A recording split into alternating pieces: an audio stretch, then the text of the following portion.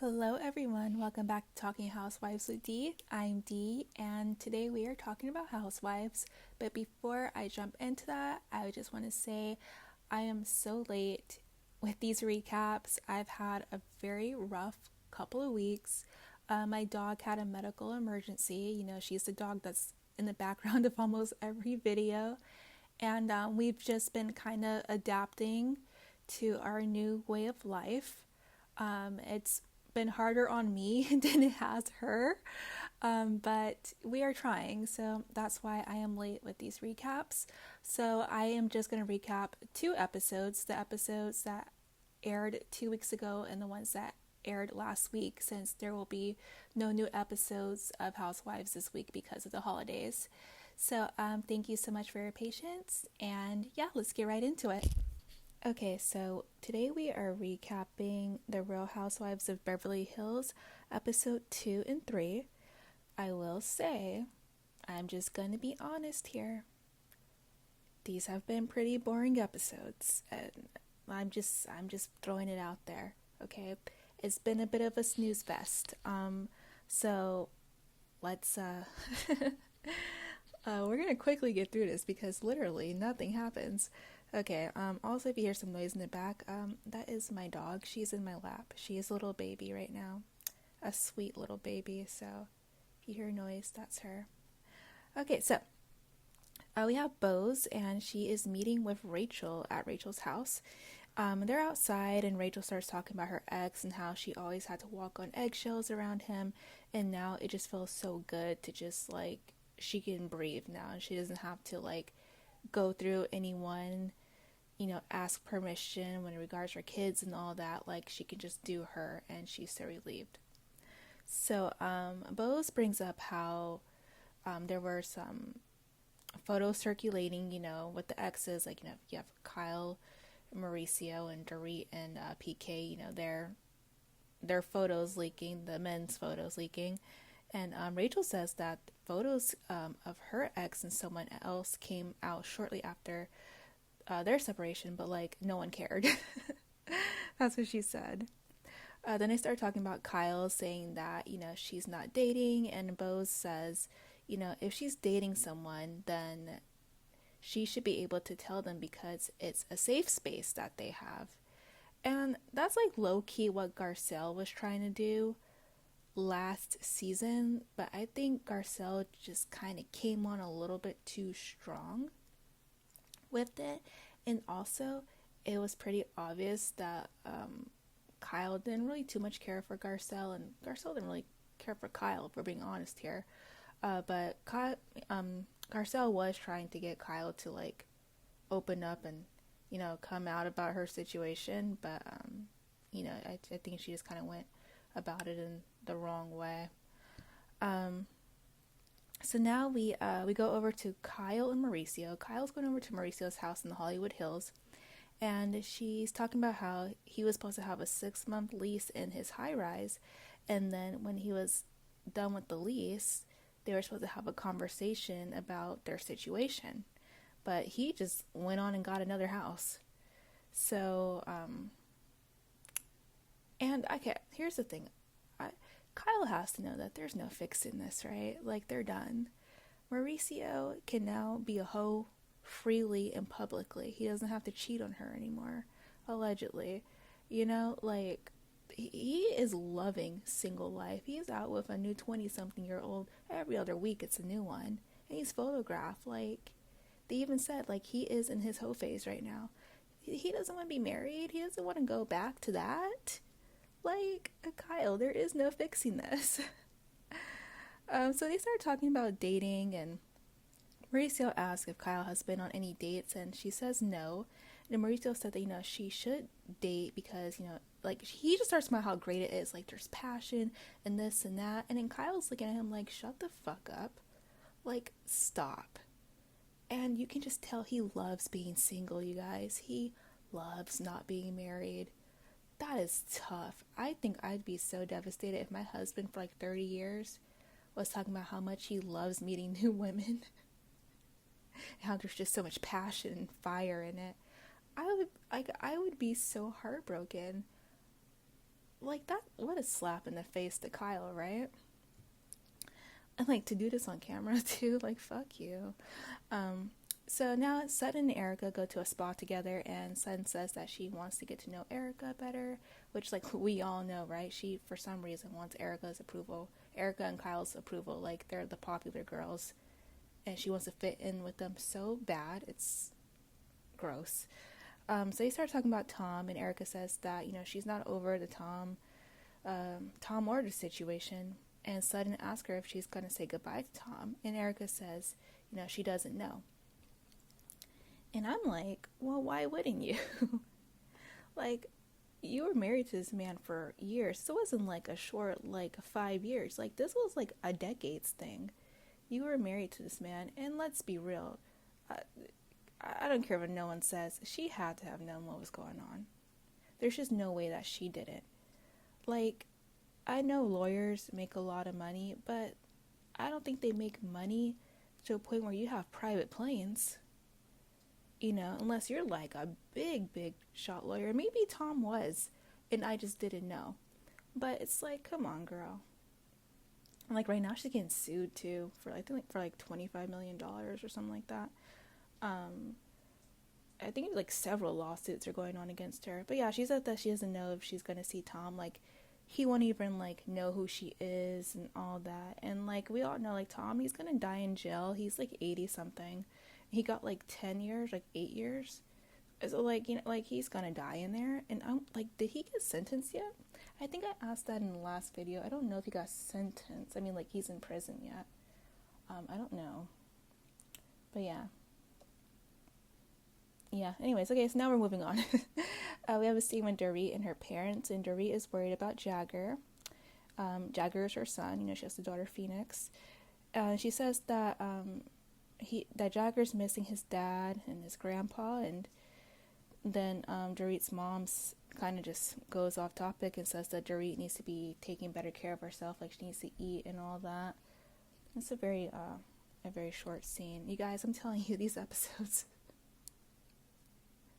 like nothing is happening. Okay, so that's why we're moving real quick. We're already halfway through episode 2, guys. Okay, so now we have Kyle and her daughter Alexia, and they're going shopping for her wedding, and like they're buying like dinnerware. I guess that's like a rich person thing. I've never been married, so like I don't know. I don't know. I don't know what this is. But Sutton is with them, and then this new girl Amanda, she shows up, and they all have like Birkins. And let's talk about Amanda. So Amanda is introduced, and she is like the money queen. She wrote this book about getting rich and manifesting getting rich, and we'll just say it, Amanda's a scammer. Okay, so she's not an MLM. What she is guys, she is one of those people who have a ton of money, right? And they get online and they're like, look, I came from nothing to something, and now look at me. I have this mansion and 5 cars and 3 vacation homes and blah, blah, blah. And you can get just like me. And I'll show you how if you buy my course. Okay? Yeah, one of her courses is like $100,000. Yeah. And what I say is, if you have $100,000 to spend on the course, why do you need to know about how to make money? So she gets her money from selling a dream through a course. Okay? That's just how. There's so many people doing this shit. It honestly infuriates me. It's like those manifestation coaches. Like, they'll be like here on YouTube, they'll be like, I manifested making $50,000 a month. And guess what? I make it now. Well, yeah, because you're selling courses. That's how you're making your money. You're making YouTube videos to monetize, to get your money from people who want to manifest. Who you're telling that, they can manifest getting their boyfriend back, or they can manifest a text message, they can manifest a beautiful life and all that. But in order to do that, you need to sign up for my course and pay, X amount of dollars for it, and keep paying until your manifestations come true. That's what this Amanda girl is doing. She did not make her money from financial decisions, which we will actually see in the next episode. She made her money from selling a dream. She is selling courses. She is a scammer. And no one likes her. I read Erica says no one likes her this season. So, yeah, just letting you guys know that is what Amanda is. So, yeah, now we're at Bose's house and she's doing her daughter's hair, and they start talking about Bose's boyfriend Keely, and then her daughter says that she really likes him, so that's good. And yeah, that was the scene, you guys. Jennifer Tilly is hosting a paint and sip type of party, and she invites the ladies over, and Amanda shows up dressed like the bride of Chucky, but like Jennifer doesn't say anything. She just compliments her Chanel. She is literally just like Tiffany from the Bride of Chucky, you guys. So yeah, the ladies go outside and there are naked men, and they come out and the ladies have to draw them, and Rachel ends up being the best at drawing them. A few of the ladies go back inside. It's Dorit and Erica, and then Sutton comes and they're talking about PK and the kids, and she's saying, sorry, it's all the ladies coming. I'm thinking about episode 3, sorry. All the ladies come back inside and they start talking about Dorit and PK, and Dorit says that that Jagger is asking for his grandpa now and not his father, and she says that the kids are supposed to go to Florida with their grandparents, but PK is going to block it. And everyone is telling her to just let PK come, and then she's getting all pissed off, mostly at Kyle, because she thinks Kyle is defending him, which she actually isn't this time around. She's just saying, like, just let him come. So they're all saying to let him come to Florida because he's not going to show up. just he's not going to show up. And it's going to look bad on him. And it takes Rachel Zoe, like the other ladies, to kind of get her to understand, like, what they were saying, even though Kyle was saying the exact same thing. And then Kyle's like, she's not doing this with Dorit. And then we get to the end of the episode, and Kyle and Erica are sitting outside, and Kyle basically says that she was dating someone for a while, and we all know that someone was Morgan. And she said that she loved this person, but she didn't feel comfortable being in the spotlight, and things just didn't work out. Okay, so here's what I think really happened. I think that, yeah, obviously they were together, but I think what happened was when Morgan got on the show, people started talking about her. And there were a lot of mean comments I read of people talking about her accent. And they were calling her like a hillbilly and all that, and they were just like making fun of her. Grown-ass people, by the way, making fun of her. And I think that was just a little bit too much for Morgan. Like, a lot of people are saying, like, oh, Morgan isn't out and all that. They had a whole music video of Kyle and Morgan kissing. And it was pretty obvious, like, that they were dating. And I thought they looked, like a cute couple, even though Morgan is younger than Kyle's oldest daughter. But, whatever. I think that the attention that she got from Bravo fans was a little bit too much for her, and honestly, I don't blame her. Maybe they thought the reception for Morgan was going to be a little bit better, but yeah, that's just what I think, because people were being really, really mean online, which is like disgusting. I hate that people can just like say shit, like disgusting things, and make fun of people like that, and like I just think that's so weird. Like, I would never in my life, like, leave a hate comment on someone's picture or, like, insult them. Like, because, like, why would you do that? Like, that's such loser and weirdo behavior. I don't know. That's just, like, so...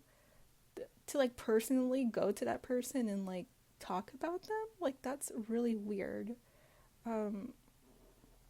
Yeah. So that's what I think what happened with Morgan. And yeah, Kyle says that, she would have loved to share her story, but it's hard to share it when the person that you're with doesn't want it to be out there. And that was the end of episode 2, guys. So let's hop on over to episode 3. So Bose is throwing a speed dating event for the women. Y'all, this is going to be a really quick recap for this one. I'm just warning you. She throws a speed date event for them. So the ladies arrive at her house and everyone is like dressed in black. This was not planned. They all came dressed in black. So the speed dating event goes pretty well. Dorit is the one with the most charm.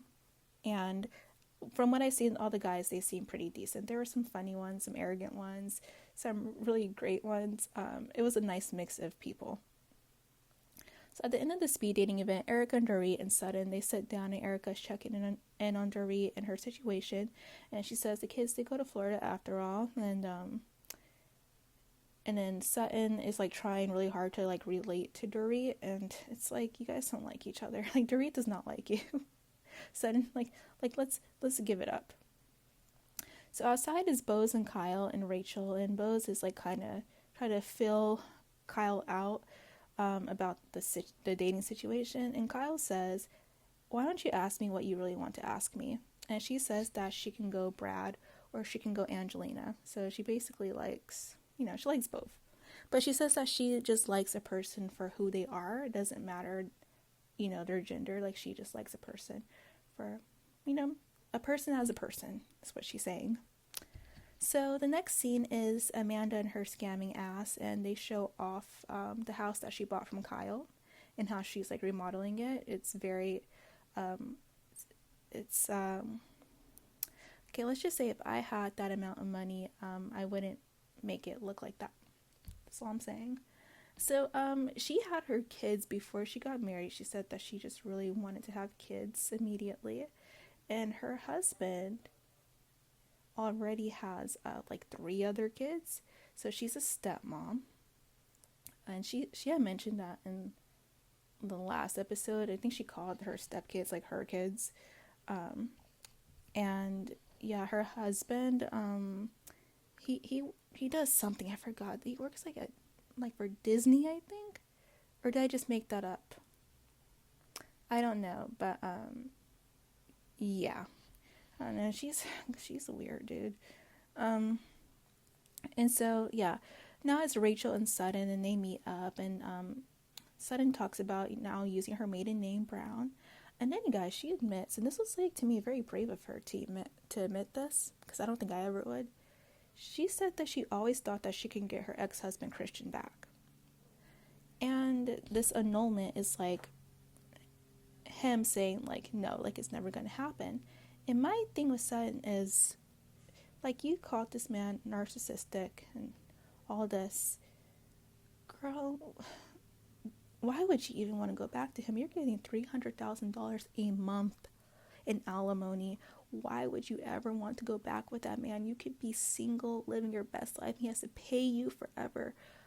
Why would you want to go back to that asshole? Why? Like, you're doing so good on your own. But I don't know. Maybe Sutton's lonely. I don't know. You guys hear that? It's my dog. She's snoozing. Then there's a scene of Kyle and her daughter Alexia going flower shopping for the wedding, and that was literally it. Literally, that was it. Then we have a scene with Bose, Amanda, and Dorit, and Dorit says that she doesn't know like where the money is, and like they don't have any retirement accounts as far as she knows. And then Bose asks Amanda if she can give Dorit some financial advice, and then Amanda basically says to just manifest. I swear to God. She just says like she gives she in so many words she said to just manifest.